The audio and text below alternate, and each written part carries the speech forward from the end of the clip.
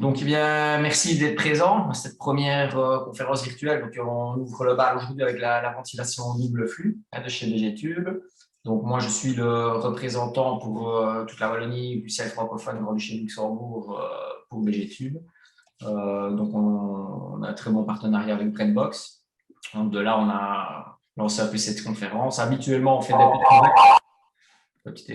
On fait des portes ouvertes, évidemment, lequel vous accueille, mais dans cette situation, on s'est mis au bout du jour et on va faire ça en conférence virtuelle. Voilà, ça représente tout le monde, comme ça, n'a pas de masque chez soi, ça peut être sympathique aussi. Ok, je vais démarrer. Donc, si certains ne connaissent pas la procédure ou d'autres pas, vous pouvez lever la main. Moi, je verrai sur mon écran. À certains moments donnés, je vous donnerai la possibilité de la parole, je répondrai à vos questions. Je ne vais pas le faire systématiquement chaque fois que quelqu'un lève la main. Mais donc voilà, ici après 2-3 diapositives, quand je finis un petit chapitre, je vous donnerai la possibilité de poser vos questions et je vous répondrai. Voilà, donc on va démarrer. Donc,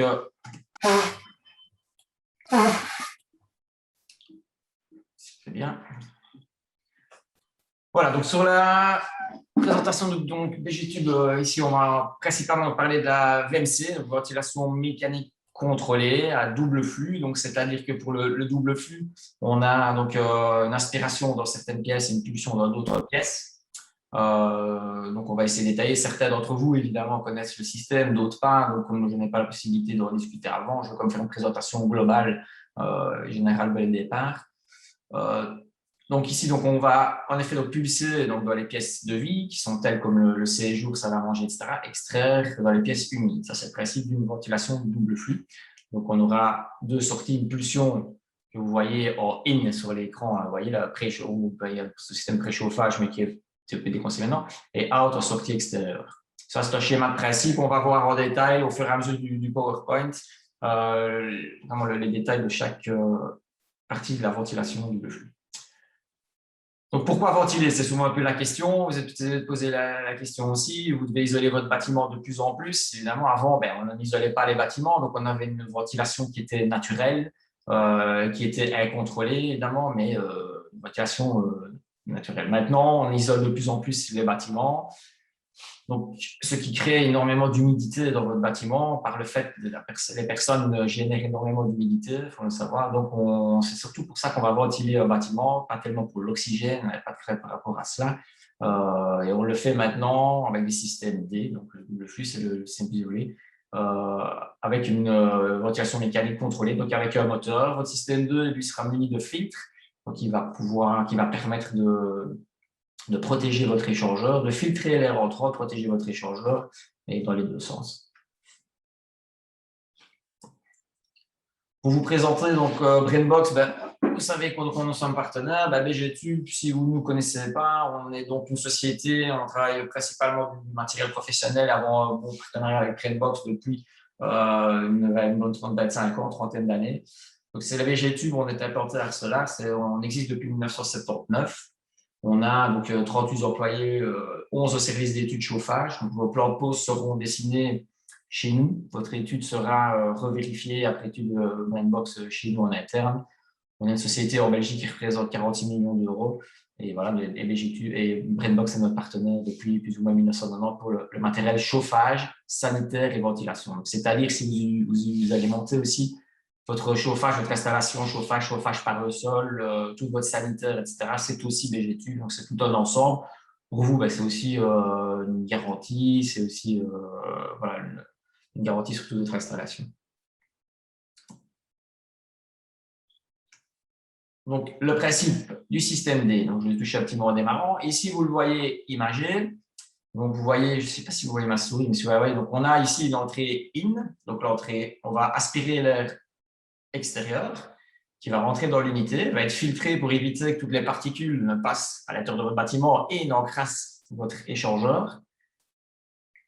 Donc, ici, une fois que c'est filtré, on repasse, on voit ici, on va repasser par ici en pulsion. De la pulsion, on va aller dans les zones de pulsion, donc les zones sèches, c'est-à-dire le living, chambre à coucher, bureau, les pièces de vie, ce qu'on appelle zones sèches. Cette air va être aspiré donc, dans les pièces humides, telles une salle de bain, cuisine, WC. Donc là, on va avoir le principe, on va réaspirer l'air dedans. Ce sont des silencieux, si vous posez la question. Mais notre système, c'est le principe, schéma de principe, par la suite, le système BGTube. On va aspirer l'air. Là, on va remettre un filtre pour protéger votre échangeur des crasses, des petites impuretés de l'air ambiant, beaucoup de poussière qui vient de se mettre dedans. On repasse dans l'échangeur et ainsi, donc après, nous rejetons l'air extérieur. Donc, on a vraiment un croisement d'air. Ici, dans cet échangeur double flux, en réalité, l'air ne se touche pas. Donc, on n'a pas, évidemment, c'est un échangeur à plaques. Donc, on réchauffe cet échangeur avec l'air sortant qui va sortir à 20 degrés, plus ou moins 22 degrés. Et on va échauffer l'air froid rentrant.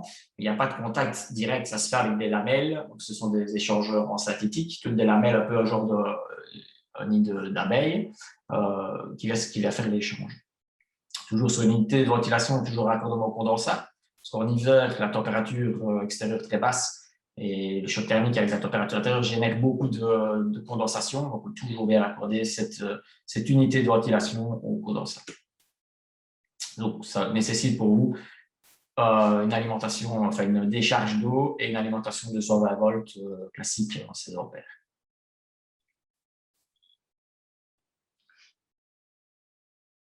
Attendez, je vais jeter un petit coup d'œil sur la participation. Je ne vois pas de grand nom sur l'écran. Je me demande si des personnes. J'ai levé la main.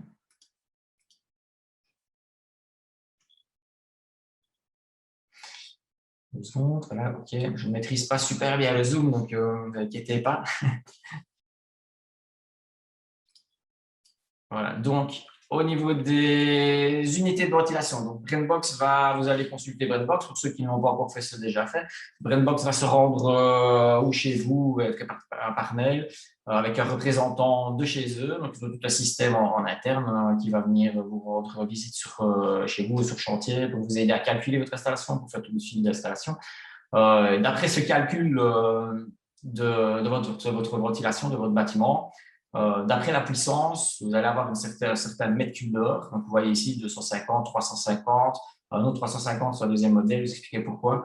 Vous voyez ici, sur le fichier après, 480 et un 500. Donc, ça, c'est vraiment d'après le calcul de votre bâtiment. Ça se réfère souvent au nombre de chambres que vous avez, de salles de bain, de pièces de vie. Donc, dans ces modèles d'unité, une petite 2.5, 250 m3, multiposition, et une 3.5, 350 m3. D'une autre, une 350, si vous vous demandez, tiens, pourquoi ici, vous voyez la configuration entre la F, c'est un modèle flat en anglais, qui veut dire plat, S, modèle square, pour modèle carré. Donc, vous avez ici les configurations avec les sorties vers le haut, et ici une configuration avec des sorties. Donc, celui-ci, une multiposition, vous pouvez le mettre au mur, vous pouvez le mettre verticalement au mur, ou vous pouvez le positionner au plafond. Ça dépend des configurations. Dans une maison, idéalement, on place le modèle cubique, le square, facilité d'accès, et entre les deux aussi, vous êtes au même prix sur les deux unités 3.5 et le 3.5S est un tout petit peu plus performant, meilleur rendement. Donc, tant qu'à faire, si vous avez la possibilité de le placer au même prix, autant partir sur un Ultimate. Ici, vous voyez le 4.8, ça ici c'est 480 m3, même principe, même machine que le 3.5S, mais en 480, et une 600 m3 qui peut couvrir jusqu'à 500 m3. Voilà. Les raccordements des unités, les trois premiers que vous voyez, se font en 160 partout. Seulement ici, la 600 se raccorde en diamètre 180. C'est pour une question de débit, de passage d'air, évidemment, dans les tuyauteries.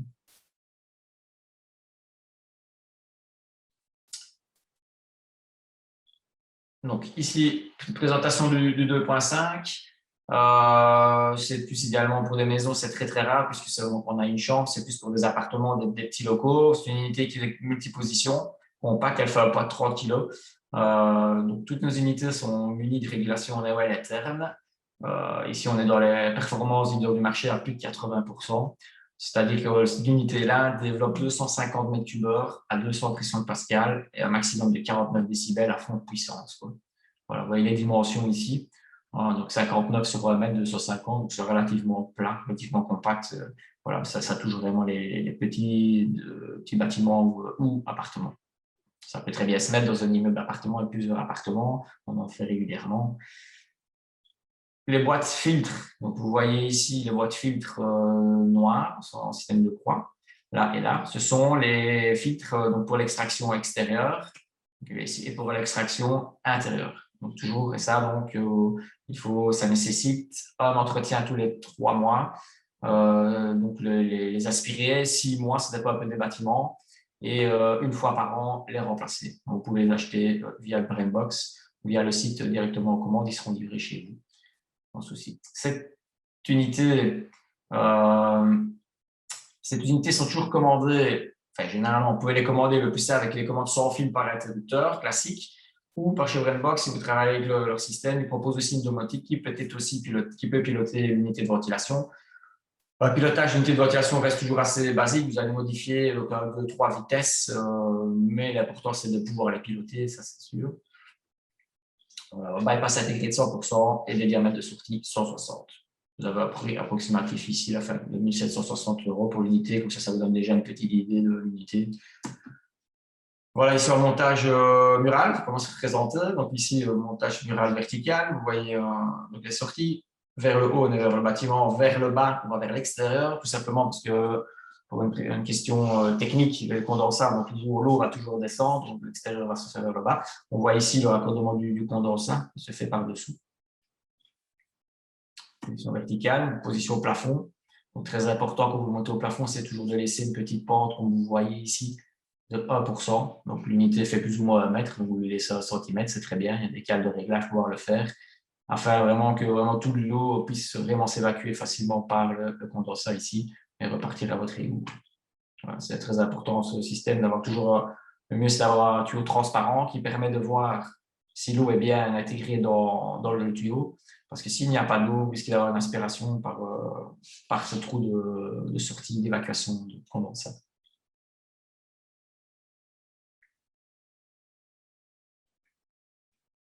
L'unité 3.5, identiquement fort la même que la 2.5, je disais, mais en plus grande. La différence, je vais pas tout donner, c'est le poids 53 kg.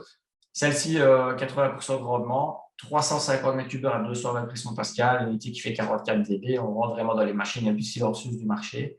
Voilà, pareil pour la régulation, c'est la même régulation, même système, vous pouvez la connecter aussi avec une connexion domotique ou KNX sans problème. Alors, on a dans un prix de, vous voyez ici, plus ou moins 2236 € actuels. La 3.5S, donc ça, c'est l'unité, vous voyez ici, en type cubique. Même principe, 2 sorties vers l'extérieur à l'arrière de la machine, ces deux-ci, et les 2 sorties intérieures vers le bâtiment. Les filtres en noir qui sont ici, même principe, on a ici 350 m3, 220 pression pascal à 42 décibels. Voilà, ici une machine qui fait 39 kg.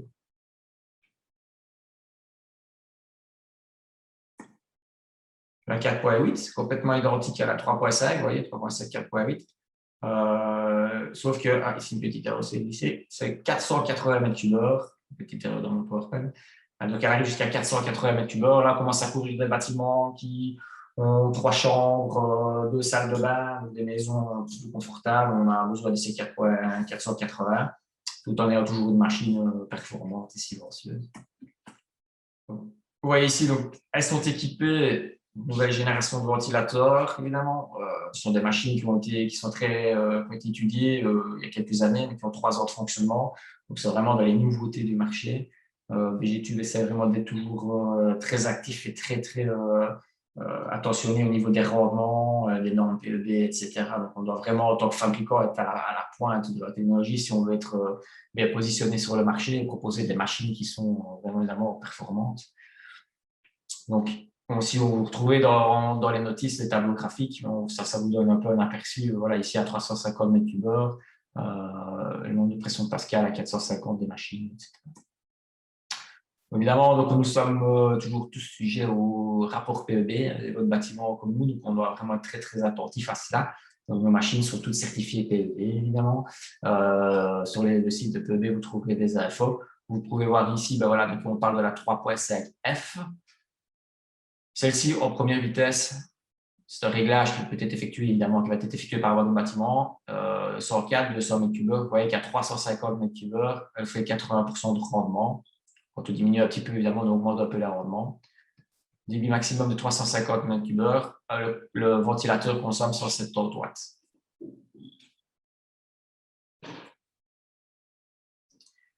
Niveau sonore, on n'a pas toujours l'idée, je vous dis 44 décibels, 49 décibels. En fait, pour avoir un peu une idée, 44 décibels, c'est entre le bruit d'une clim ou d'un frigo. Donc, quand on parle de 44 décibels, c'est pareil que vous pouvez faire quoi? Il faut toujours se dire que c'est en maximum de puissance. Donc, quand votre unité sera en mode boost, ce qui arrive rarement quand vous le demandez ou vraiment en mode bypass. Il existe des silencieux, vous pouvez toujours un peu adoucir évidemment le temps, on les propose pas plus systématiquement. Évidemment, en temps normal, vous allez travailler sur la deuxième vitesse et quand vous séparez sur la première, donc le groupe passe vraiment beaucoup plus silencieux que les 44 dB. Voilà, il faut toujours être attentif, une machine de ventilation fait créer toujours un peu de bruit, donc pensez toujours qu'ici c'est sur le 44 dB, c'est vraiment la vitesse maximale, quoi. Jamais quand vous dormirez et autres. Le petit paramétrage Honeywell, donc ces unités, comme je vous disais, sont mini plaquettes électroniques. On a développé, on a un partenariat avec Honeywell au niveau de la plaquette électronique et de la régulation. Donc, le paramétrage se fera par rapport à votre étude, se fera par le service technique Brainbox, qui viendra paramétrer votre unité de ventilation par rapport à la puissance que vous avez besoin. D'usine, une 350 va donner plus ou moins 320 m3. Si chez vous, vous avez besoin tout simplement de 300 par rapport à votre calcul, il faudra retoucher un petit peu ici. Et donc là, le Brainbox a un service technique qui viendra paramétrer cette unité chez vous.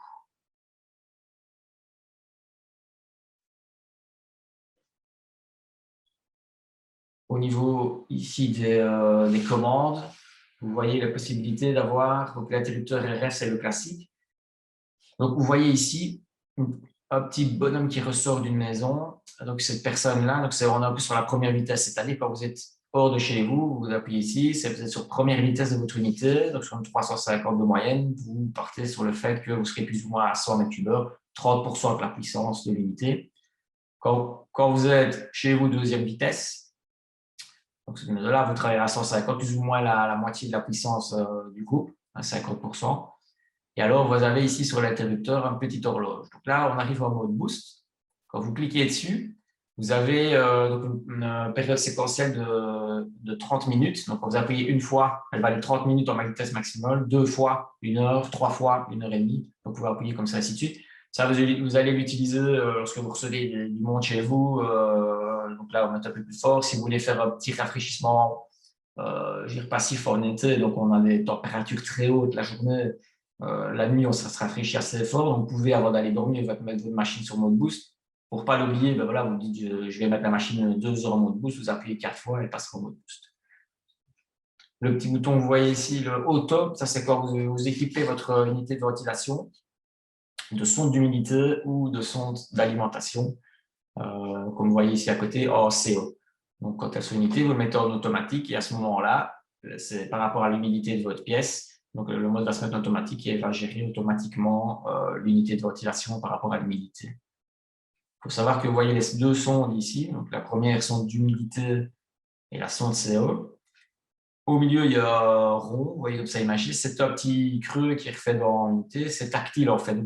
Cette sonde sert aussi d'interrupteur supplémentaire. Donc, vous pouvez, si vous le mettez dans une salle de bain, donc vous avez par exemple l'interrupteur RF dans votre salon, vous mettez dans votre salle de bain une sonde d'humidité et vous pouvez aussi, donc, par cette sonde d'humidité, piloter aussi l'unité de votre groupe. Et alors, vous avez ici au-dessus les mêmes témoins, donc la personne qui sort de la maison, la personne qui est dans la maison. Et là, vous aurez une petite lampe LED verte qui vous indiquera sur quelle position vous placez l'unité. Voilà, donc ça ici, sonde d'humidité. La sonde RF et la sonde d'humidité sont sans fil entièrement, donc la liaison entre l'unité est en RF et elle fonctionne par pile. Par contre, la sonde CO2, là, vous devez penser à alimenter par un câblage en 220 volts, juste pour l'alimentation, parce que la liaison se fait en RF, mais en fait, la sonde donne une impulsion toutes les 5 secondes, donc ça use fortement les piles. Donc là, on doit absolument la connecter au 220 volts. Voilà. Donc, pareil, ces autres possibilités que Brainbox peut vous proposer, ils travaillent ici le système Nico, ils ont leur système aussi propre à eux de chez Brainbox, donc vous pouvez aussi vous consulter. C'est un système de KNX domotique qui peut se répertorier. Un interrupteur filaire 3 positions, c'est déjà peut fonctionner aussi. Donc, les différentes possibilités sont réalisables avec cette unité. Voilà, je vais peut-être voir, parce que je ne vois pas tout le monde sur mon écran. Je ne sais pas si quelqu'un a levé la main. Je n'ai quelques personnes. Je ne sais pas comment vérifier avec. Je ne maîtrise pas parfaitement le système Zoom. Je vais essayer de voir ça. Ouais. Ah, voilà, je vois que une personne a levé la main. Je vais prendre les quelques questions maintenant avant de repasser. Donc, ici, je vous ai présenté les unités de ventilation. Après, on va passer sur le système interne, donc à partir du collecteur vers la tuyauterie, vers le tubage. Donc, c'est bien, je vais faire un petit arrêt maintenant et je vais donner la parole si ma souris veut bien fonctionner. Voilà, à Monsieur Ludovic Wenham. Je vous écoute. Oui, bonjour. Bonsoir. Oui. Bonsoir, oui. Moi, une petite question pratique. Oui. Je vois que normalement, l'extraction se fait dans les pièces humides. Oui. Mais à partir du moment, par exemple, nous, on a un poêle à bois dans notre salon, est-ce qu'il n'est pas intéressant de mettre dans cette pièce justement en mode extraction pour pouvoir diffuser récupérer la chaleur de la pièce pour la diffuser dans les autres? Bon, ça peut fonctionner. On ne le fait jamais, mais votre théorie est bien parce que ça permettrait de réchauffer l'échangeur. Maintenant, la priorité de votre poêle à bois et caisse à bois, c'est de vraiment chauffer l'espace dans lequel vous êtes. Après, par exemple, ce qu'on fait souvent, c'est que dans votre hall d'entrée, vous allez avoir, 9 fois sur 10, vous allez avoir une extraction. Dans votre cuisine aussi, extraction. Donc, vraiment, le circuit d'air chaud va quand même être attiré donc, par là. Donc, vous allez quand même réchauffer votre échangeur d'unité de ventilation. Ça va D'accord. fonctionner, mais la mettre vraiment au-dessus, voilà, c'est dans les idées, c'est vrai que c'est quelque chose de fonctionnel, c'est une idée qui est Et bonne. donc, la cuisine est considérée comme pièce humide alors? Oui, c'est considéré comme pièce humide, voilà, mais c'est une pièce d'extraction. Donc, quand vous avez un séjour classique, maintenant, on va dire séjour, salle à manger, c'est souvent ouvert, cuisine. Donc, on va pulser du côté salle à manger, séjour, et on va extraire du côté cuisine. Vous allez avoir ce transfert de toute façon de chaleur. Si votre cassette à bois qui se trouve dans le séjour va quand même donner beaucoup d'énergie à la prise d'air qui va dans votre cuisine.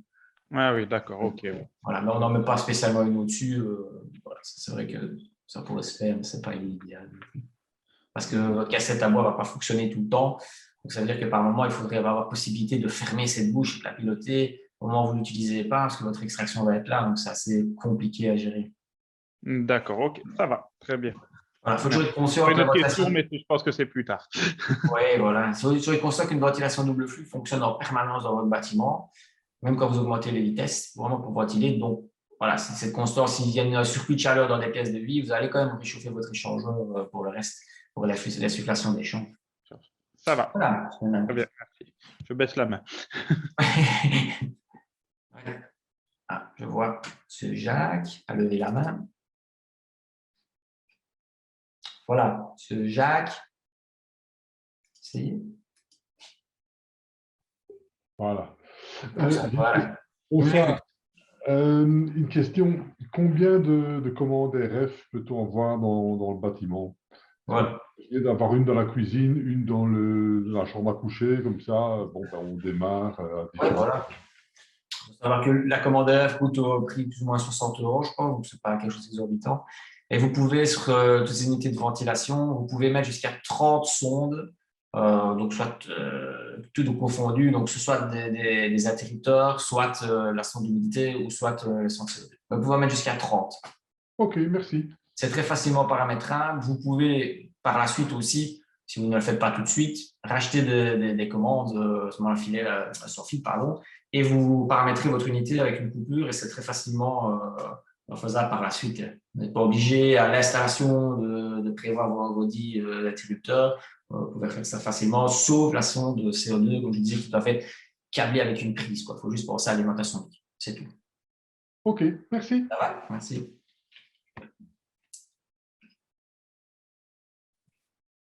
Ok, voilà, un petit coup.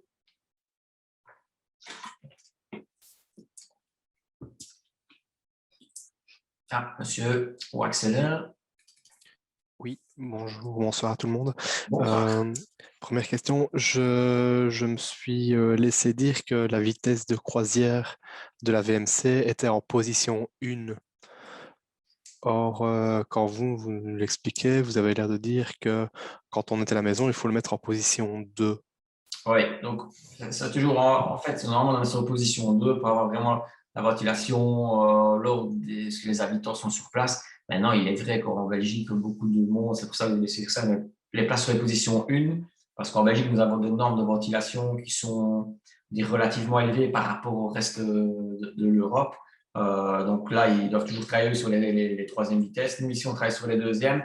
Mais il est vrai qu'il y a 2 personnes avec sur la première vitesse, on véhicule déjà 100 m3 d'une unité 350 m3. C'est 30% de la puissance. On va déjà véhiculer 100 m3, ce qui est déjà pas mal à 2 fois. Donc, c'est bien le calcul par heure. Donc, il y a 100 m3 de votre bâtiment qui est renouvelé, qui suffit parfois à ventiler correctement le bâtiment. Mais nous, on conseille toujours d'essayer de voir plus sur une vitesse de croisière quand vous êtes dedans, d'être sur la deuxième vitesse pour une nuit. Pour toujours, voilà, une nuit, en maximum, vous avez 45 m3. Si vous êtes sur une première vitesse, à ce moment-là, vous avez 15 m3. Pour 2 personnes, c'est un peu juste. Donc, voilà. Et ça, vous pouvez travailler première, deuxième vitesse. Il n'y a pas de réglementation, il n'y a pas d'obligation. C'est vraiment à vous de voir lors du fonctionnement comment vous vous ressentez dans le bâtiment. Si vous voyez qu'il faut la mettre un peu plus fort, mais sur la première vitesse, c'est vrai que ça fonctionne déjà bien. Merci. Et...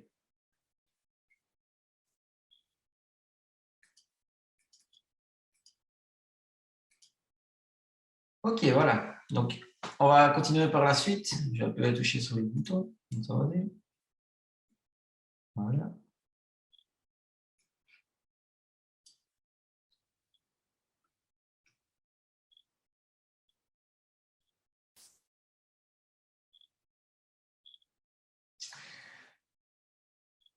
Hop. Alors, donc ici, donc maintenant, on va parler des unités de ventilation. Donc, de l'unité de ventilation, le principe chez BGTube, vous allez... Hop. On va repartir donc votre unité, vous voyez ici, donc on vous montre modèle de collecteur, il y a différents modèles, donc ça, on ne se traquisse pas pour ça, mais important. Voici les modèles qui sont proposés pour les tuyauteries de Nantes et de tunnels, donc vous allez principalement avoir dans votre installation.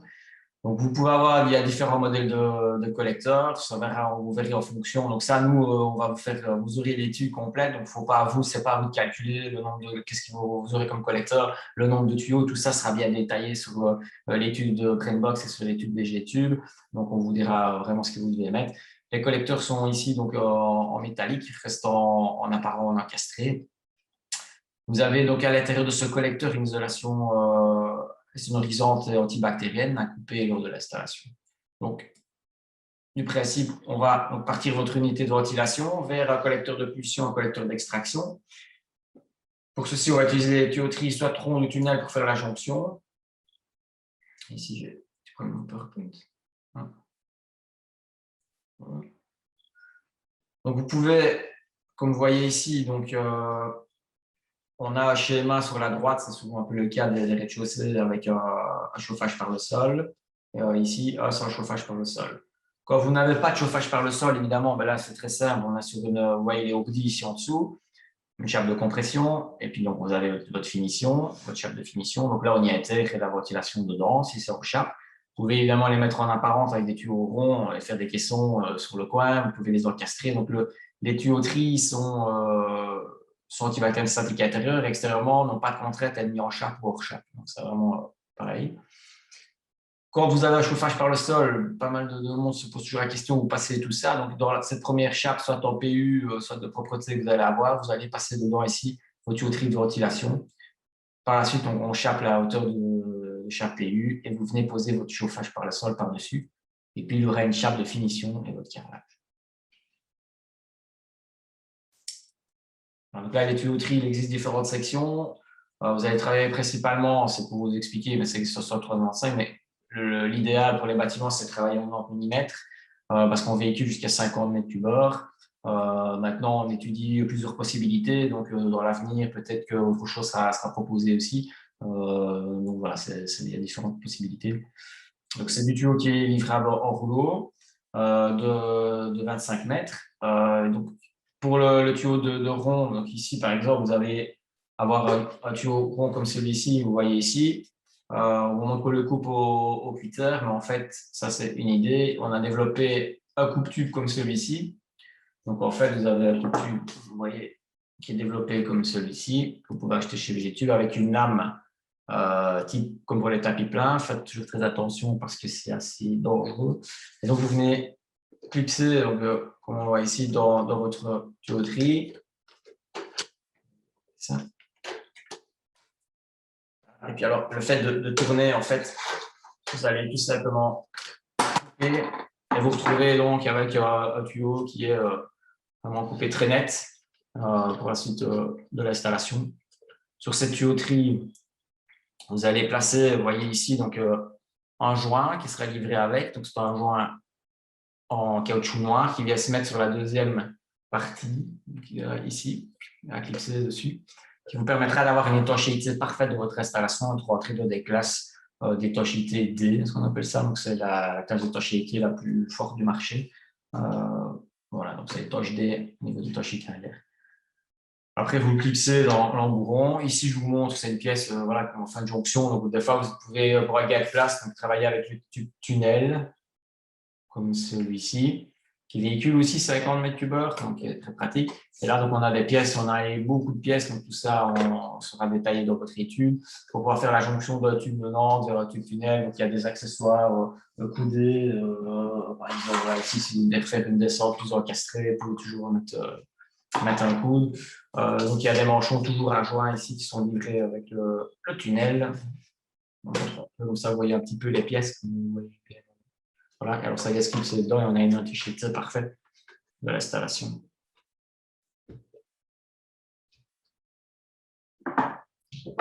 Voilà, donc les tuyauteries, vous voyez ici aussi le tube tunnel. Donc, ça, c'est sa dimension, donc 52 mm de haut sur 132 de large. Il a une forme un peu trapézoïdale pour le renforcement, donc pour éviter l'écrasement dans le sol. À l'intérieur, il y a une couche ultralisse qui est remontée dedans pour vraiment freiner au niveau des pressions, des pertes de pression. Et cette couche, c'est une double couche antibactérienne et antistatique. Voilà, donc on met ici à des formats parce que c'est vraiment très difficile en effet de l'écraser. Il est livré sur rouleau aussi, donc ce sont des rouleaux assez grands, environ au moins 1,30 m de diamètre. Mais donc, ça reste assez flexible. Vous savez aussi faire une courbe aussi au niveau, quand il est posé à plat sur votre sol, vous pouvez toujours le courber. Voilà. Maintenant, si vous devez faire un angle vraiment très fort, un angle vraiment fier, alors à ce moment-là, vous mettez un angle à 90 degrés dans la gamme. Pour le tunnel, donc là, on n'a pas développé de coupe-tube, c'est très compliqué, on a essayé. Là, toujours, vous mettez une petite pièce de jonction. Par exemple, on a, je vais vous montrer ici. Donc, ça sont les attaches pour le type tunnel qui viendront se mettre après, on attache ici, ce qui fait une liaison en fait entre le type tunnel et c'est une attache métallique qui vient reprendre le bord que vous voyez ici. Voilà. Et donc, vous pouvez utiliser ceci pour mettre sur le tube tunnel et alors vous coupez au cutter proprement sur le côté. Cette technique. Donc, vous voyez ici, donc dans les jonctions, on a par exemple ici à gauche la première, on passe d'un 90 à un type tunnel. Donc là, on conserve 50 mètres cubeurs. Il existe, on est un peu au développement. Donc ici, peut-être que dans l'avenir, peut-être que quelqu'un d'entre vous aura l'occasion de placer cela. Au diamètre 2x63 pour les côtés exigus, mais en général, on travaille vraiment toujours chez Brandbox, vous avec le type tunnel et type 90.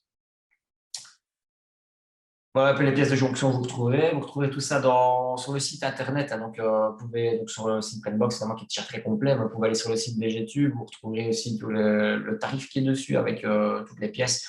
Vous retrouvez des fiches techniques. Donc, n'hésitez franchement pas à consulter le site, c'est assez complet. Donc, les pièces de jonction. Ce sont différents modèles. Quand vous travaillez donc, avec une bouche tunnel, 50 mètres cubeurs, ici pour arriver jusqu'à 75, ou 2 x 50, on pourrait aller à 100, mais on est limité avec le 125 de bouche de 75. Et ici pour le type rond.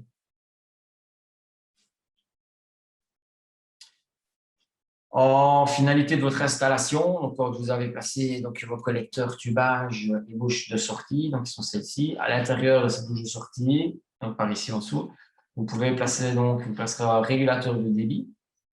Il va se positionner dans la bouche de pulsion directement.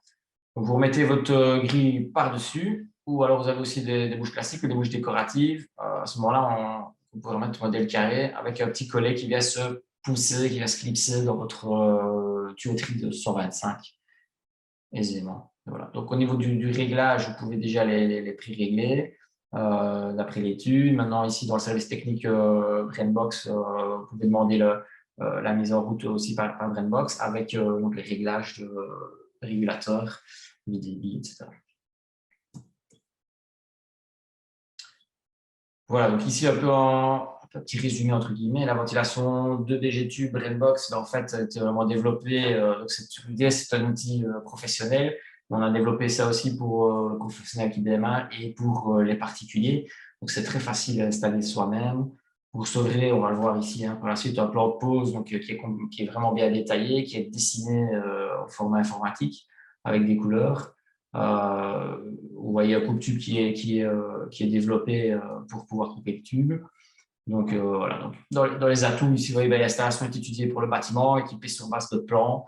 Donc, ça, c'est vraiment… Donc, si je dois vous conseiller vraiment pour nous aider, vous aussi, pour la bonne réalisation de votre bâtiment, c'est d'essayer déjà de vous imaginer un maximum le passage de vos tuyaux. Donc, l'emplacement des bouches que vous allez placer au niveau dans votre pièce, vous allez les mettre. Savoir où vous allez placer votre unité de ventilation. Si vous allez sortir par le toit avec des sorties toitures ou si vous allez sortir par un mur avec des sorties murales.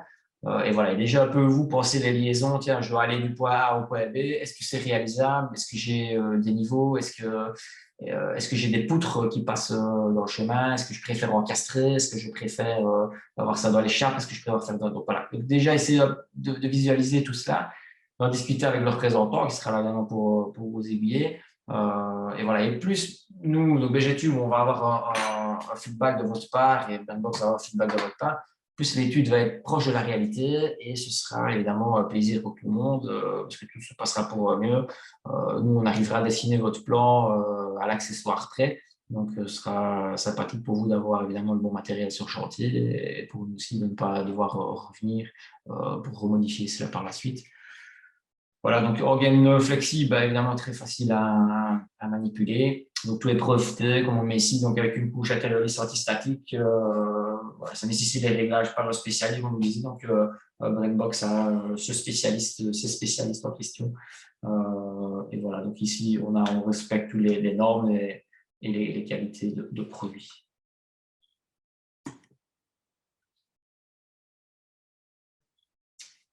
Voilà, donc par Brandbox au niveau de leur site et comme je vous disais, vous pouvez un événement faire une application DJ. Dans les 8 jours, vous consultez, on va vous mettre en coordonnée avec un commercial de chez Brandbox qui vous recontactera pour finaliser, pour avancer déjà dans votre projet. Donc évidemment, on parle de la ventilation double flux. Évidemment, Brandbox vous offre la possibilité d'appareiller tout le système de votre bâtiment, donc en électricité, chauffage, sanitaire, ventilation. Donc, c'est vraiment un avantage d'avoir justement cet ensemble chez eux. Voilà.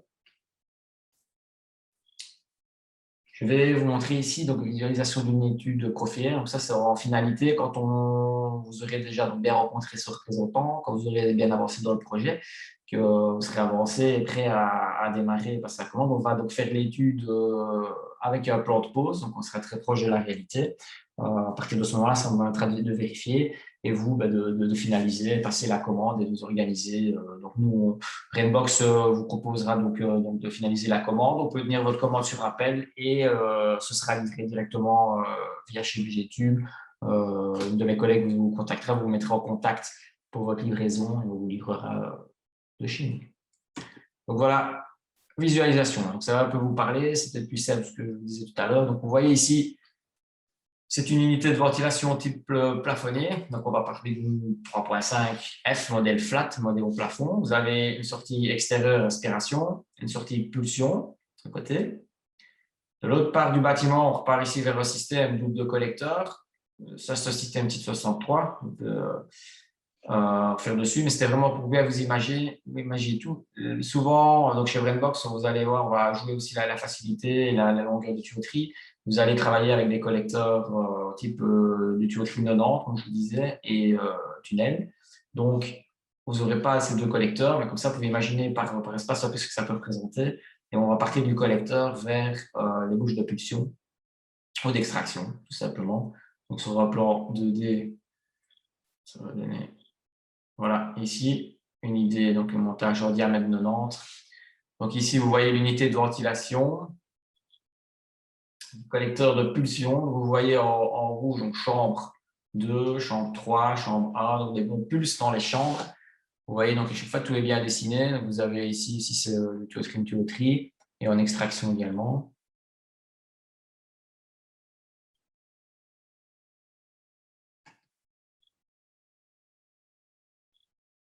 OK. Alors, pardon.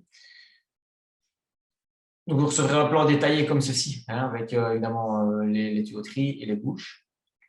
Donc, en premier temps, à vous de vérifier donc, les emplacements que vous aurez dessinés, donc les carottages. Donc, voilà, tiens, je vais ici dans carottage, plafond, évidemment aussi général. De là, donc, on dessinera vos tuyauteries qui correspondent.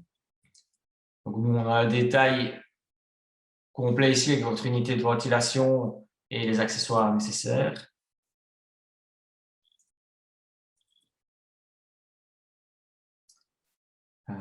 Voilà, deuxième étage. Deuxième étage, donc ici, vous voyez, on part de l'unité de ventilation. Un collecteur d'extraction, collecteur de pulsion. Et ici, donc pour le rez-de-chaussée, l'unité est placée au rez-de-chaussée dans cette configuration. Idéalement, enfin, surtout pour on travaille les unités en grenier. Voilà, c'est à présent que vos plafonds, vos tuyauteries, vos ventilations vont toujours se mettre dans vos plafonds. Vous aurez moins de tuyauterie, c'est parfois plus simple, mais évidemment, il vous faut un grenier facilement, avec une trappe facile d'accès parce que vous allez devoir accéder à vos filtres assez régulièrement. Donc, c'est important d'y accéder facilement. Et ce grenier doit être isolé impérativement pour éviter que votre unité gèle. Si ce n'est pas le cas de tout grenier, vous pouvez toujours faire un sas ou un petit local autour de votre unité de ventilation pour la mettre hors gel. Ça, c'est tout à fait réalisable aussi. Sinon, vous la redescendez comme c'est le cas ici dans un rez-de-chaussée, dans une buanderie ou dans un garage, local de pièces chauffées. Donc, vous partez de votre collecteur et voilà ici à l'étage, là, on remonte la tuyauterie. Et ici, on va donc positionner les tuyauteries vers l'étage avec grâce à un vide technique. Donc, c'est là que notre importance, prévoyez le vide technique que si votre architecte ne l'a pas encore fait, pensez qu'il y a quand même pas mal de tubes à passer. Donc, ça va relativement vite selon l'installation. Voilà. Voilà, j'ai essayé d'être assez complet avec tout ça. Je vais voir comment je peux répondre à vos questions. Je vous remercie de votre attention à tous. Je vais aller écouter vos questions. Je suppose que vous en avoir pas mal. Donc, voilà, ce règlement, vous pouvez lever les mains.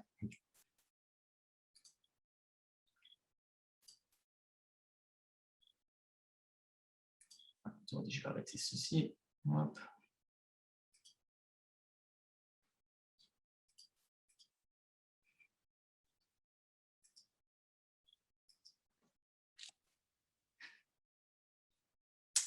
Voilà, je vais donner la parole à M. Debrouwer.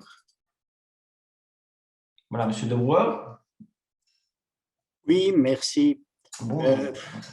C'est une petite réaction parce que voilà, vous allez comprendre. Ah, vous avez désactivé le partage d'écran. Mais je voulais dire, dans mon étude, le document est plus en flamand qu'en français. Heureusement que j'arrive à décoder cette deuxième langue aussi. Mais je regrette que je lis Wasplatz, Canal Lengt, Montage, VDR Positie, d'être un peu attentif au fait qu'un francophone, il ne connaît pas toutes les astuces de l'autre langue. Quand on fait, de plus, quand on m'a téléphoné pour la livraison, m'a téléphoné en flamand, j'ai dû répéter 3 fois que je préférais qu'on me parle français. Voilà, petit détail, mais important quand même au niveau commercial. Oui, bien sûr. Ben, en fait, c'est parce que voilà, c'est une erreur par rapport à votre. Mais non, j'ai un nom qui est d'origine flamande, je suis désolé. Ah, peut-être, voilà, c'est ça. Mais en fait, c'est tout simplement, c'est donc le faire en français ou en néerlandais, c'est un clic. Mais c'est vrai que mes collègues, la plupart sont néerlandophones. Donc, systématiquement, ils travaillent sur le programme en néerlandais. Mais après, en fait, la conversion se fait automatiquement. Il suffit de cliquer. Et si vous la voulez ici, ben, demandez-la à M. Fondu ou à votre représentant et on la fait maintenant chez nous directement et on vous la renvoie. Parce que je n'ai pas vos coordonnées comme ça. Je ne peux pas me les donner maintenant. Mais en fait, on peut vous la renvoyer en français assez facilement. L'étude, c'est juste un clic. Voilà. Ça va? Voilà, vous m'entendez, vous, ça va? Monsieur Le Word, vous avez terminé? Ouais, on ne vous entend plus.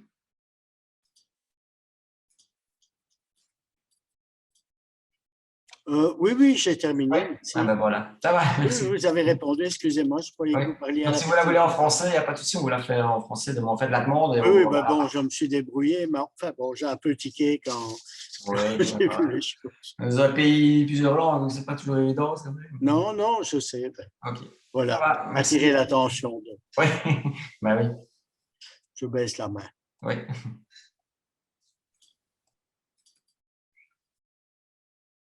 Oui, Monsieur Réchon.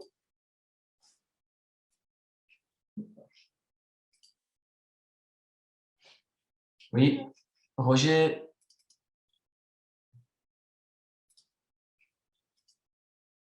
Enfin, Vous m'entendez? oui, c'est qui en fait? Oui, c'est Roger Rinchon. Bonjour Laurent. Bonjour Roger Réchon. Ça va bien? Oui, Oui.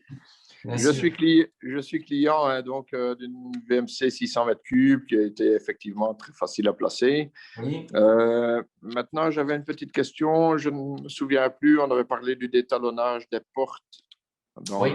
dans le cas de la VMC, mais je ne sais plus si c'était 1 centimètre ou 2 centimètres qu'il faut prévoir de détalonnage. Oui, en fait, avec 1 centimètre, c'est suffisant. Il faut savoir que le passage d'air, donc la législation prévoit entre 10 et 2 centimètres. 2 centimètres qui est beaucoup, mais déjà avec 1 centimètre, pour être sûr d'avoir 1 centimètre aussi de votre porte, c'est suffisant.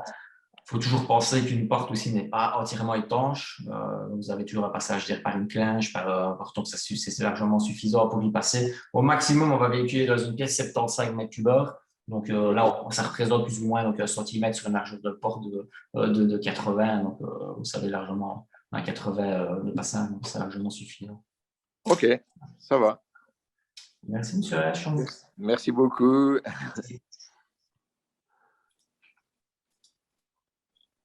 Monsieur Waxeler.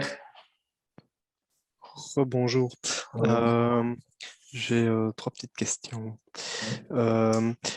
La première, faut-il mettre des silencieux, principalement pour les chambres avant juste d'arriver dans les chambres?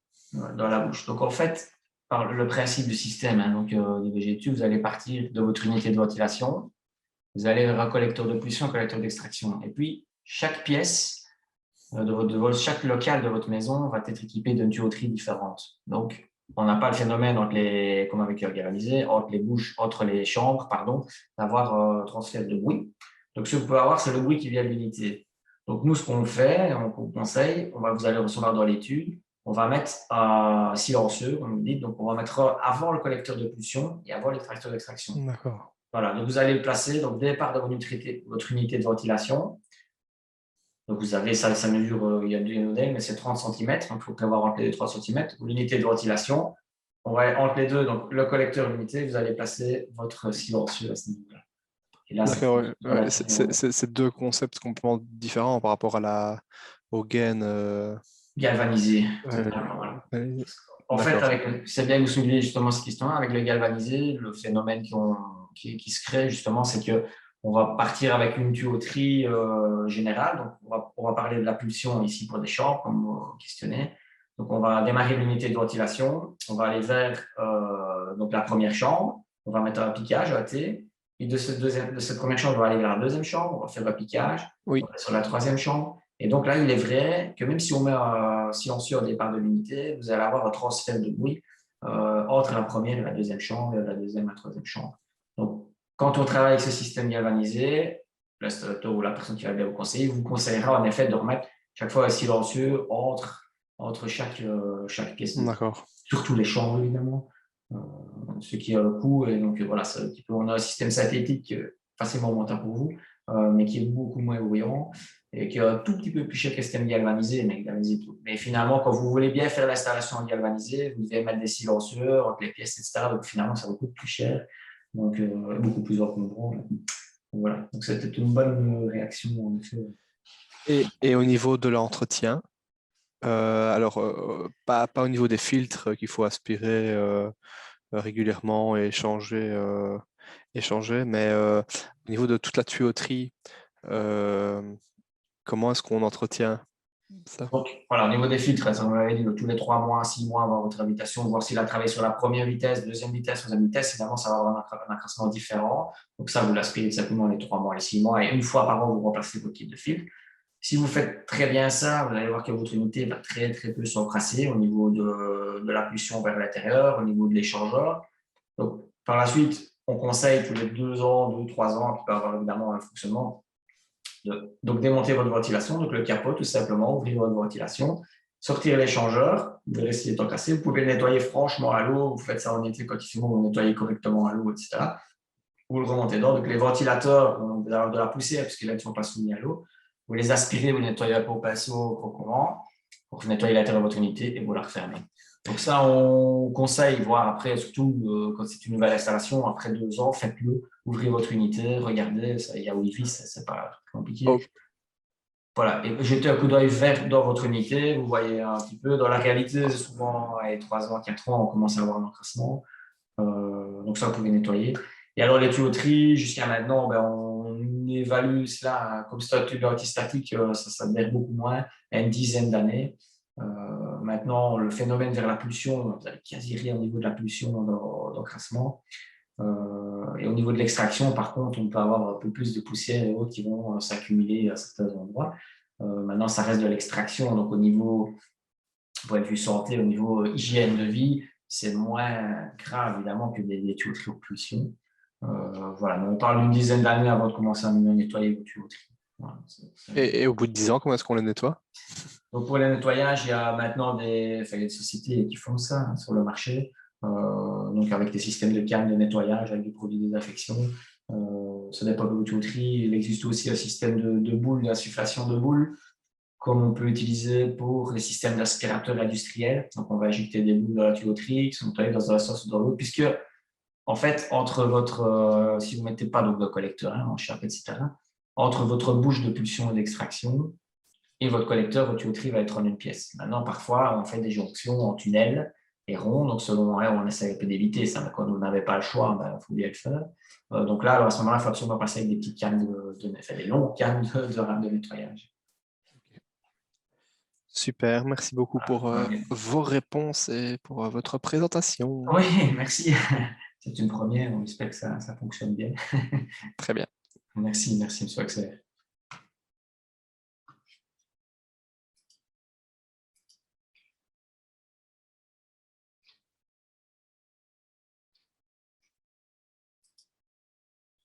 Voilà, Monsieur Ludovic N.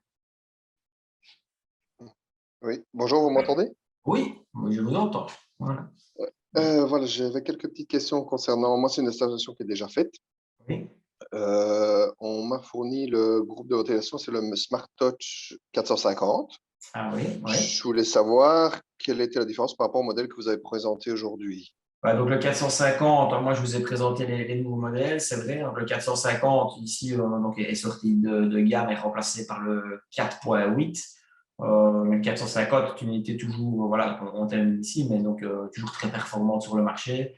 C'est juste qu'on a ici avec les nouvelles unités, on a uniformisé le système de régulation et de commande. Mais voilà, au niveau rentabilité de notre unité, c'est vraiment pareil. C'est une unité qui est encore bonne. En fait, elle était fabriquée via un partenaire, Vanquish, qui n'évolue pas, entre guillemets, au niveau du développement des unités. Donc, nous, on souhaitait quand même avoir toute une gamme un peu plus complète, etc. Donc, on a développé nos machines de notre côté.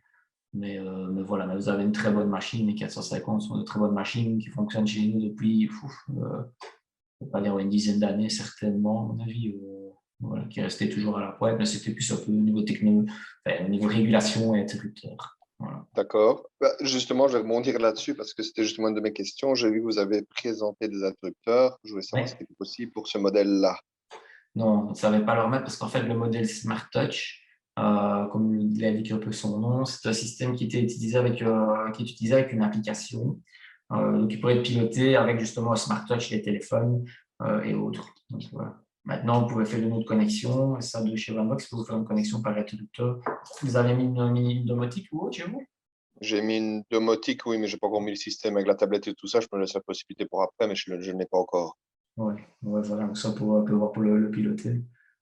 Mais vous parlez d'une application, c'est vraiment une application? C'est juste le... Parce que moi, pour le moment, ce que je fais, c'est que je rends l'adresse IP sur un navigateur sur mon téléphone.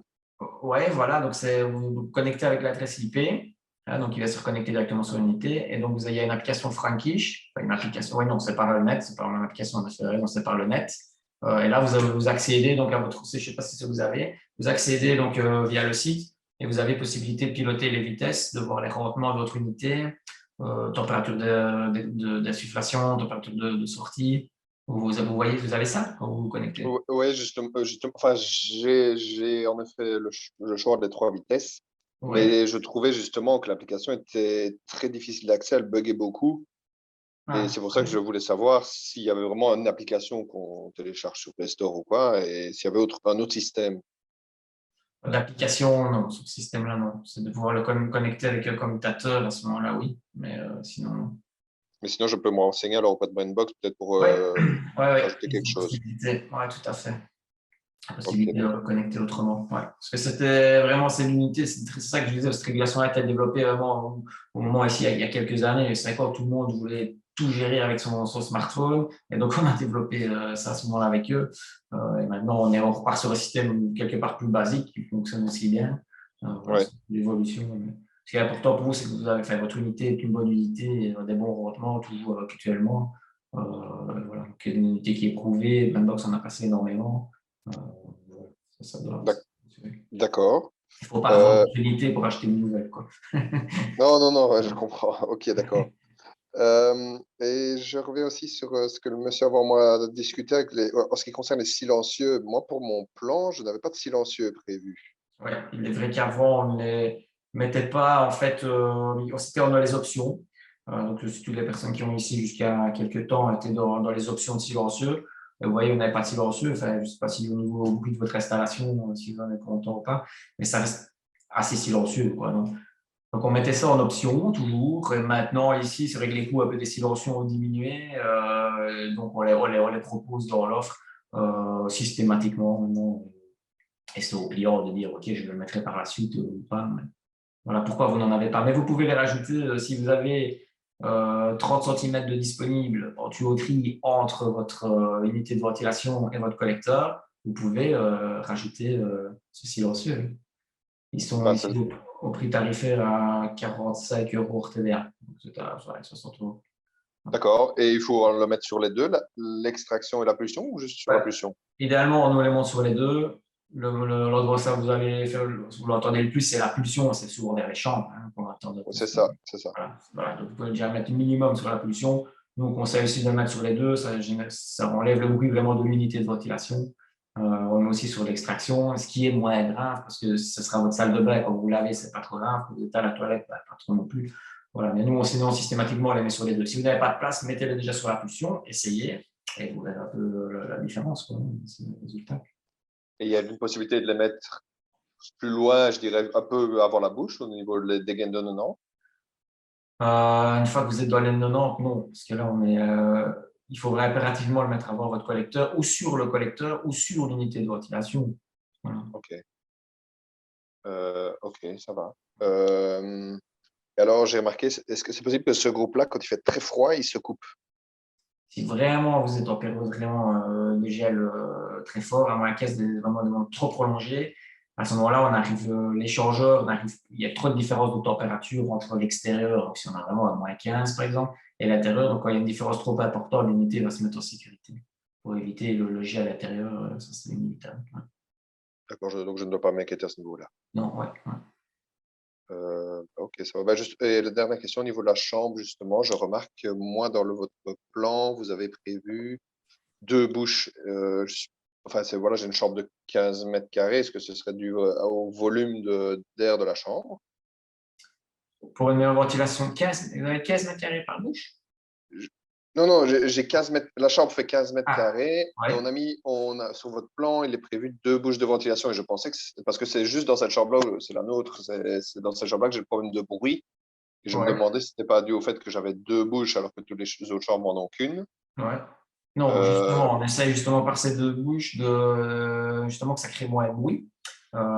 Si on met 2 tuyaux dans une bouche, c'est aussi faisable, ça peut se faire dans d'autres pièces, etc. Donc, ça peut être configuration. Dans les chambres, en effet, on conseille de mettre un tuyau par bouche pour éviter justement le bruit et pour avoir une meilleure ventilation. Mais non, ce n'est pas ce phénomène-là, c'est sûr. Maintenant, ce qui peut créer le phénomène le plus important, c'est la distance que vous avez de votre bouche à votre collecteur. Donc, on dessine toujours, si vous voyez sur les plans, toujours un minimum de 5 mètres. C'est pour ça que parfois, vous allez avoir une boucle sur votre plan. Donc, si on part de l'unité qui est ici, et votre bouche est là, on va faire une boucle comme ça. Vous vous demandez pourquoi, c'est parce qu'en fait, c'est pour garder justement ces 5 mètres pour éviter d'avoir un bruit supplémentaire. C'est les bouches les plus éloignées du groupe de Ah oui, c'est vrai. Ouais. Je vais regarder avec le silencieux. Et le bruit, il faudra voir si le bruit est dû à peut-être votre réglage est peut-être trop fermé. C'est un petit sifflement d'air que vous entendez ou l'unité de ventilation que vous pensez entendre? Non, c'est vraiment. Ah, bonne question. C'est le bruit du moteur, je veux dire. Mais comme c'est plus loin, ça m'étonne un peu. Ou alors, c'est un bruit de vent, de débit qui freinerait dans votre bouche, qui est peut-être un peu trop fermé. Je ne sais pas. Je vais essayer ça. J'ai l'impression que c'est plutôt un bruit sourd et que ça viendrait plutôt du moteur, mais comme vous dites, c'est assez éloigné. Donc ouais, ça c'est étonnant. Je vais essayer peut-être une fois avec un silencieux. Ouais, bah, essayez quand même. Ok, ça va. Quand vous êtes dans votre chambre, vous êtes sur quelle vitesse? En petite vitesse quand même, je suppose. En fait, moi, je me fais de la remarque à un autre monsieur. Moi, c'est toujours sur A, le groupe. Ouais, c'est ça. Ouais, normalement, ça ne doit pas créer de boue. J'essaie avec un silencieux. Ouais. Bah, essayez. Si jamais vous avez encore du bruit, bah, revenez vers nous quand même. Je passerai sur chantier quand même me voir. Peut-être une minute, et vous constatez ça que dans cette chambre-là, les autres chambres, ça va? Oui. Ah bon? Pour les autres chambres de mes enfants, j'ai pas ce problème-là, mais il n'y a qu'une seule bouche. Il faut revenez vers moi si c'était le silencieux, mais revenez quand même vers moi. Allez, je suis curieux. Ok, ça va, pas de problème. Merci pour la réponse et merci pour la présentation. Merci, monsieur Axel. Bonne soirée. Également. Merci, oui.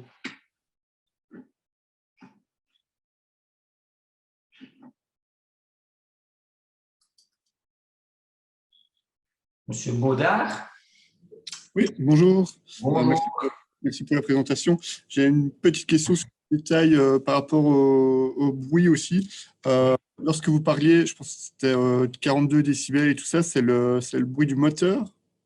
Oui, donc en fait, c'est pris sous le fabricant. Je crois qu'exactement, ça à 3 mètres de la machine en prise, soit de l'intérieur extérieur. C'est le bruit de l'unité du moteur, ouais, de développement extérieur. Donc, c'est pris avec une sonde à 3 mètres de la machine, c'est testé et on arrive à 43 décibels. D'accord, ok, parfait. C'était ça la question. Merci. Oui, de rien.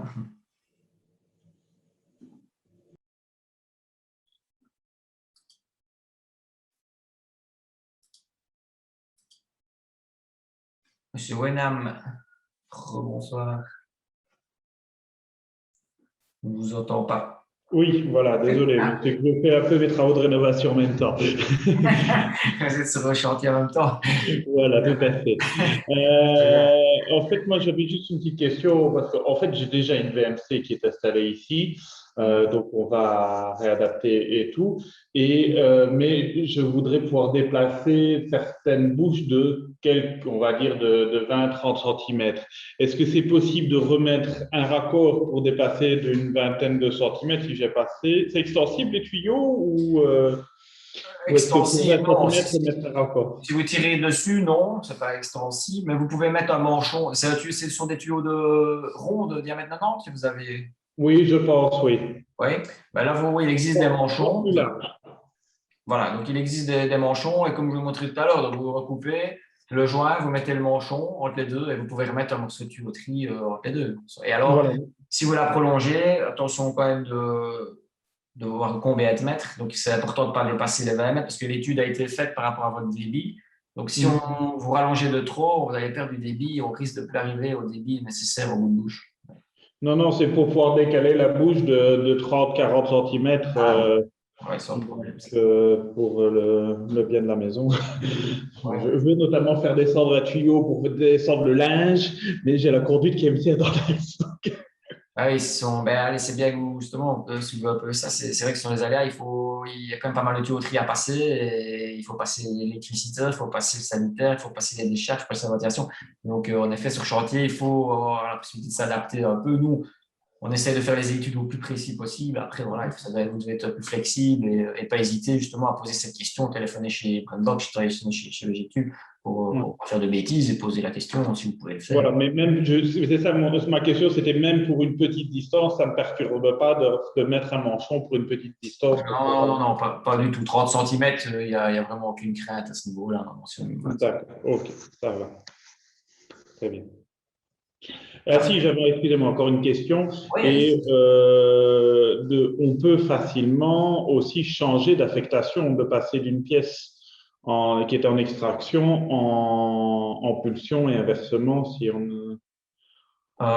vous pouvez, je dirais, techniquement oui. Maintenant, il faut votre unité de ventilation est équilibrée, donc c'est important d'avoir une pulsion dans certaines pièces, comme on a dit, une extraction dans d'autres pièces. Et nous, on calcule un équilibre dans votre bâtiment. Donc, si on prend un exemple de 350 mètres cubes, on va avoir un maximum de 10% de 350 par exemple de pulsion et un maximum de différence de 300, enfin c'est 330 mètres cubes. Ça, c'est très important parce qu'on doit rester en équilibre, sinon vous avez un bâtiment qui est en surpression ou en dépression, donc ça crée pas mal de problèmes. Maintenant, si vous inversez deux pièces et que vous inversez une pulsion, une extraction de deux pièces, donc vous changez au niveau du collecteur et ça ne pose pas de problème. Mais pensez que toujours, si vous modifiez une pièce pulsion-extraction, il faut compenser dans une autre. D'accord. Et donc, sinon, il faut qu'on fasse revenir quelqu'un pour pouvoir refaire les réglages après avoir fait les modifications. Oui, c'est ça. Ouais. Vous avez des régulateurs de débit dans votre installation? Je ne sais pas du tout. J'ai entendu, vous en avez parlé tantôt, donc j'ai vu, j'avais un schéma, un tableau avec les débits dans les différentes pièces, donc j'imagine que oui. Mais maintenant, ben voilà, j'ai vu votre schéma tantôt, donc ça va me permettre de pouvoir regarder comment, si j'ai ça en démontant les bouches. Mais donc voilà, je vais regarder par rapport à ça. Voilà, regardez, voilà, si c'est une installation que vous êtes en train d'installer, donc à ce moment-là, vous pouvez faire le réglage dedans. Mais pour ça, donc, si vraiment demandez à consulter le représentant ou envoyer un mail à votre représentant, M. Fondu, qu'on puisse regarder, nous, en études, chez les études, ce qui est réalisable. Si vous faites une modification, c'est préférable parce qu'on va devoir changer votre plan et rééquilibrer votre installation. Ça va. Ça va? Faites comme ça, on est sûr au moins que ça fonctionnera correctement. Ça va, très bien. Je vous remercie beaucoup. Merci. Merci pour la présentation. Merci beaucoup.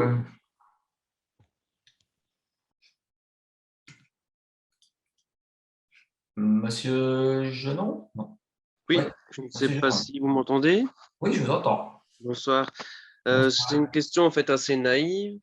C'est par rapport au placement de la tuyauterie, donc tout ce qui est tuyau, est-ce que c'est d'office à placer au niveau de la chape, alors il y a moyen de passer par carottage ou autre pour faire placer les tuyaux sous un faux plafond ou autre solution, je veux dire. Ouais, tout à fait. Donc voilà, ça c'est maintenant vraiment une autre configuration. Vous pouvez donc, quand c'est prévu, évidemment, on essaie de faire aujourd'hui un maximum d'encastrement, parce qu'il n'y a personne pour voir les tubes. Maintenant, c'est très facilement passable dans les faux plafonds. C'est pour ça qu'on a des hauteurs différentes. Vous pouvez travailler avec le tunnel qui fait 52. Donc, mais oui, voilà, le tout, si vous modifiez sur chantier et pensez à vos pièces, il y a différentes pièces. Nous, on essaye dans les études préalablement, si on a toutes ces infos-là, on pourra déjà bien le dessiner et se rapproche de la réalité. Mais vous, en effet, pouvez passer en chape, en mur, en faux plafond, dans des caissons. Et vous, le plus pertinent pour vous, ce serait quoi l'idéal au niveau tout ce qui est entretien, etc. Parce que moi, à mon avis, d'autres personnes ont peut-être la crainte par rapport à tout ce qui est entretien, etc. Moi, ce qui me fait peur, c'est peut-être une fausse peur, mais bon, voilà, je le dis comme ça, moi, tout le monde l'entend. Le fait que les tuyaux soient dans la chape, on se dit, les tuyaux ne sont plus accessibles, donc nettoyer tous les 10 ans, vous disiez les tuyaux. Après, vous allez me dire un faux plafond, on sait retirer le faux plafond, mais bon, voilà, ça fait du bricolage, enfin bref. Donc, moi, le bâtiment, il est en train de se faire. Et c'est savoir si c'est plus pertinent d'attendre de faire les chapes sans penser à la tuyauterie et à ce moment-là, faire les carottages et le faire via un faux plafond, je veux dire. Ouais, voilà, de toute façon, ne rouvrirez pas vos faux plafonds pour changer les tuyauteries. Les tuyauteries, vous allez les nettoyer. Oui. Ce qu'il faut, si vous voulez vraiment, donc, pour les personnes qui sont tracassées à ça, c'est très bien, c'est de laisser vos collecteurs en apparent. Donc, si vous avez au départ votre collecteur en apparent et vous avez votre bouche de sortie de l'autre côté, votre liaison entre les deux, avec un tuyau, on saura toujours le nettoyer. Ce qui est en effet, c'est qu'en effet, il y a possibilité, certains fabricants mettent les collecteurs en chape. Quand ils peuvent rester accessibles par une trappe ou par le tuyau d'alimentation, mais quand ce n'est pas le cas, en effet, ça, si vous avez un tuyau en chape alimenté par un gros tuyau, on va dire carré en chape, puis si vous repartez vers des petits tubes, ça va être très difficilement nettoyable. Donc, l'idéal pour le nettoyage, c'est vraiment laisser donc, votre unité de ventilation, départ vers le collecteur pour nettoyer votre unité, pour nettoyer vers l'extérieur, pour nettoyer vers la partie collecteur assez facilement, et de là, du collecteur, avoir un tube et essayer, dans la mesure du possible, d'avoir la même tuyauterie. Quoi. Si c'est en 90, essayez d'avoir des 90. Sinon, bon, c'est pas trop grave. Si vous partez en tunnel, on peut nettoyer d'un côté, donc c'est les installations, d'un côté ou de l'autre, on arrivera à nettoyer votre installation. Hein. Mais voilà, c'est vrai que ce soit au chape ou pas au chape, il ne faut pas vous tracasser par rapport à ça. C'est plus de bien laisser vos collecteurs accessibles à part pour accéder au mur ou aux tuyauteries. D'accord. Et j'ai encore peut-être une ou deux questions. Ouais. Ça va peut-être faire bondir certaines personnes. Ça pourrait être un peu contradictoire. Les personnes qui sont encore, entre guillemets, fans d'une aération, on va dire, naturelle via l'ouverture des fenêtres, etc.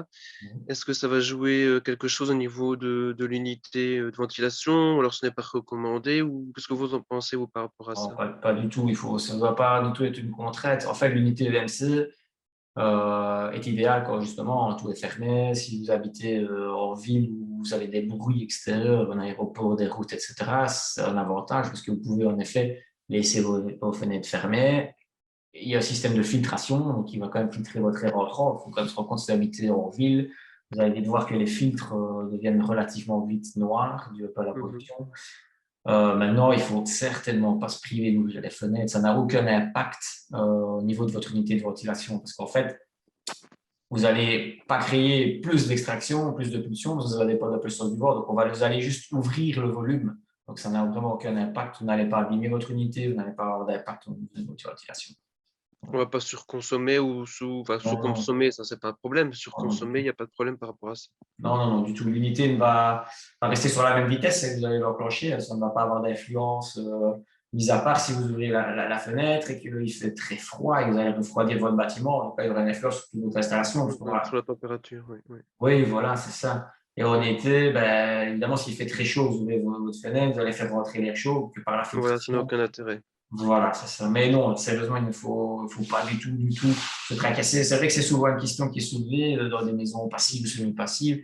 On me demande toujours de laisser ce bâtiment fermé, mais moi, j'aime bien ouvrir les fenêtres. Non, il ne faut pas se tracasser, il faut ouvrir les fenêtres.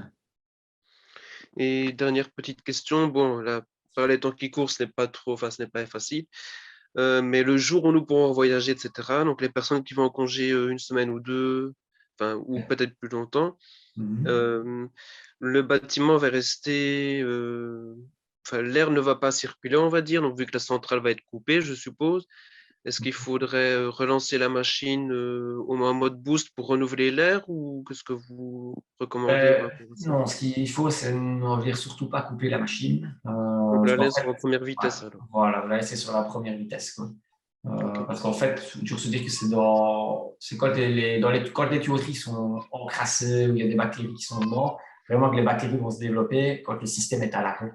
Par exemple, c'est pour ça que vous voyez dans des hôpitaux, il y a toujours une unité de secours, si l'unité de ventilation tombe en panne, l'autre doit pouvoir se mettre en route en fonction, pour ne pas laisser ces tuyauteries justement à l'arrêt. Donc voilà, non, il faut vraiment la laisser sur la première vitesse. On est sur des ventilateurs, vous allez consommer, il faudrait regarder un peu sur les trucs, genre 20 watts, 30 watts, alors c'est vraiment minime. Donc voilà, vous laissez tourner sur la première vitesse, tout simplement. Parce que même si vous n'êtes pas là, votre bâtiment, quand même, génère quand même une petite humidité, etc. Oui, tout à fait. Ouais, et si vous avez un bâtiment très étanche, est-ce qu'il y a des nouvelles constructions, vous allez partir comme ça, ça va sentir le renfermer chez vous, c'est inévitable. Donc, non, on va laisser sur la première vitesse et ne jamais couper en effet une installation de VMC. Eh bien, c'est parfait. Je vous remercie pour la réponse et pour la présentation. Merci beaucoup à vous. Merci à vous. Super, merci. Excusez-moi, c'est de nouveau Ludovic Wenham. Je me permets juste de réintervenir sur ce que vous venez de dire. Parce que Oui. moi, justement, je viens de sabler toute la maison. Oui. Et donc, ça fait énormément de poussière. Et je me suis dit, j'ai stoppé justement la VMC pour éviter d'encrasser tout le système et tout. Donc, qu'est-ce que vous conseillez dans ce cas-là quand je vais la enclencher? Parce que voilà, pendant tout le travaux des rénovations, je me suis dit, je coupe. Oui, voilà. Ben, ici, vous savez quand même déjà de refaire vos filtres correctement. Profitez-en pour nettoyer l'unité, les ventilateurs. Si elle a combien d'années votre installation? Ouais, elle date de 2009, je crois. Donc, elle a bien. 2009. Ben, voilà, ben, moi, je vous conseillerais de nettoyer votre échangeur quand même, comme il est resté à l'arrêt, mais d'en profiter justement, on va le relancer, nettoyer l'échangeur, nettoyer vos ventilateurs, donc l'échangeur à l'eau à l'extérieur. Les ventilateurs, vous les aspirez, vous allez gentiment avec un pinceau et vous allez gentiment avec pour mouiller, un peu désinfectant. Et voilà, et redémarrer votre installation, laissez tourner une heure ou deux, ouvrez plus les fenêtres et ça ira. Voilà. D'accord. Donc, ça ne pose pas de souci qu'on soit dans la maison initialement quand on va relancer l'installation.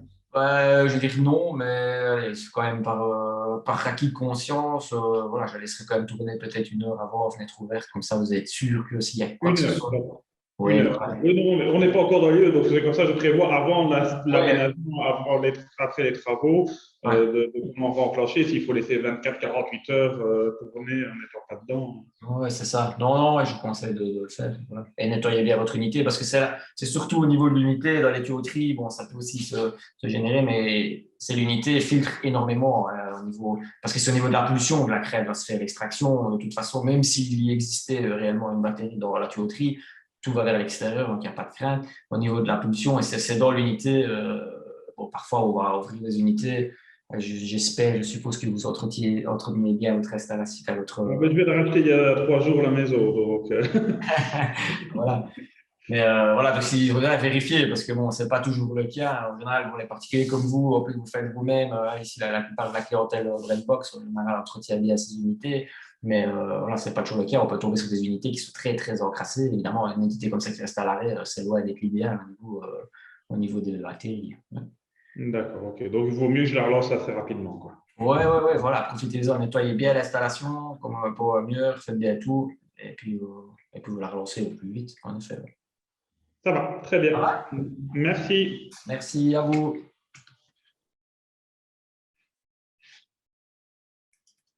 J'ai Monsieur Jacques.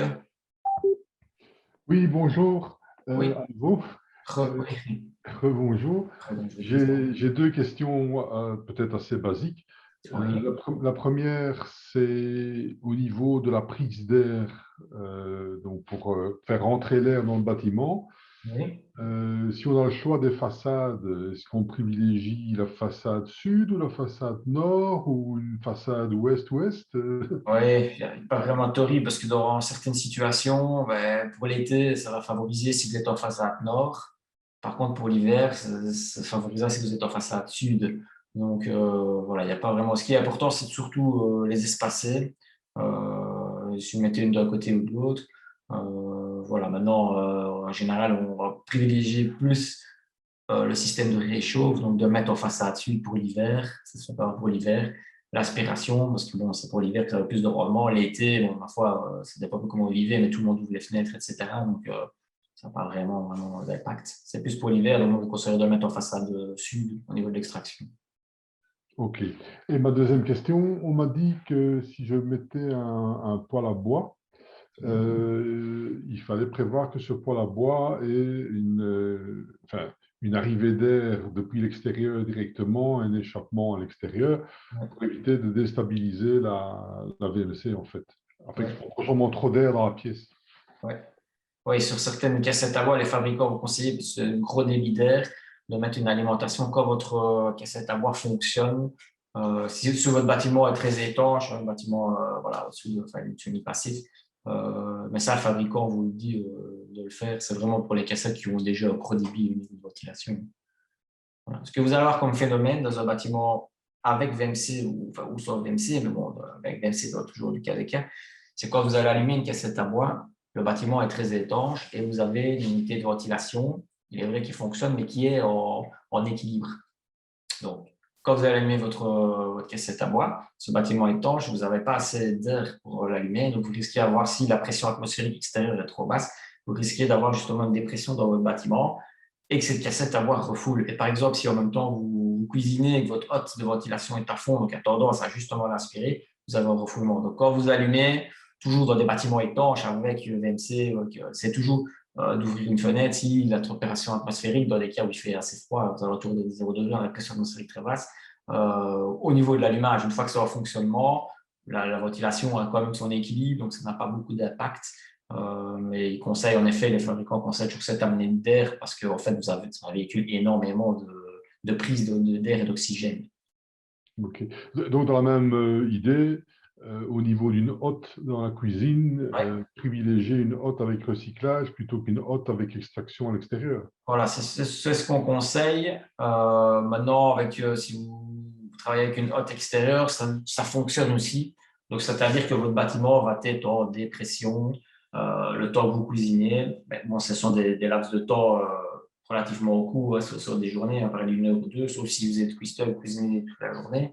Mais alors, en effet, à ce moment-là, on conseille donc, la hotte à charbon actif.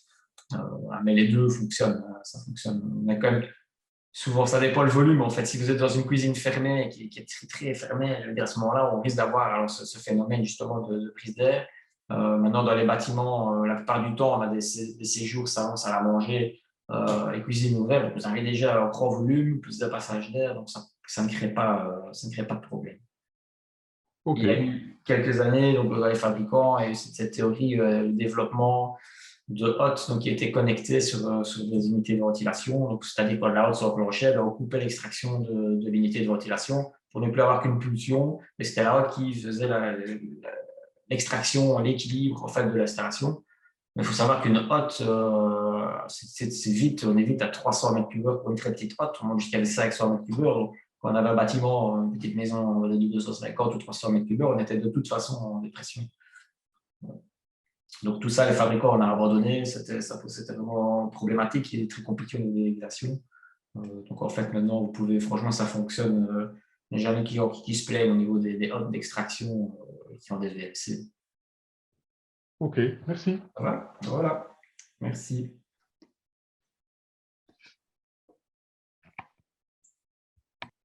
Bien. Voilà, je pense que tout le monde a posé des questions. Tout le monde a levé la main, parce que je n'en vois plus de main activée. Toujours 18 participants.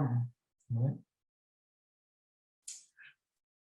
Ok, eh bien, voilà, ben super. Donc, merci de votre présence sur cette première formation. Un petit super. Donc, n'hésitez pas, donc, essayez d'être complet sans y passer évidemment toute la soirée, toute la nuit pour tout le monde. Donc, n'hésitez pas à revenir vers Brandbox demain. Donc, comme je vous l'ai expliqué, donc, le système qui est mis en place par représentant, on se consulte. Encore, voilà, ce matin, je suis encore allé sur un chantier accompagné de représentants pour finaliser justement au niveau d'une installation, d'une ventilation et chauffage par le sol. Donc, on travaille vraiment en partenariat. Donc, n'hésitez pas si vous avez des questions par rapport à la formation d'aujourd'hui. Faites-les par mail, donc vous n'avez pas mon adresse mail ici, faites-les par mail, adressez-vous si vous avez directement sur Brandbox, vous mettez suite à la formation donc de ventilation virtuelle, et les questions, et alors vous me les transférez, je vous répondrai. Pareil pour les questions que j'ai eues tout à l'heure, un peu plus privées de niveau technique et autres, n'hésitez pas à revenir vers moi directement. Voilà, je vous remercie tous et toutes de votre présence. Et voilà, très bientôt. Et je vous souhaite bonne installation et bon partenariat avec Brandbox. Merci à tout le monde. Merci. Merci. Merci à vous. Merci. Merci, au revoir. Oui, au revoir. Merci.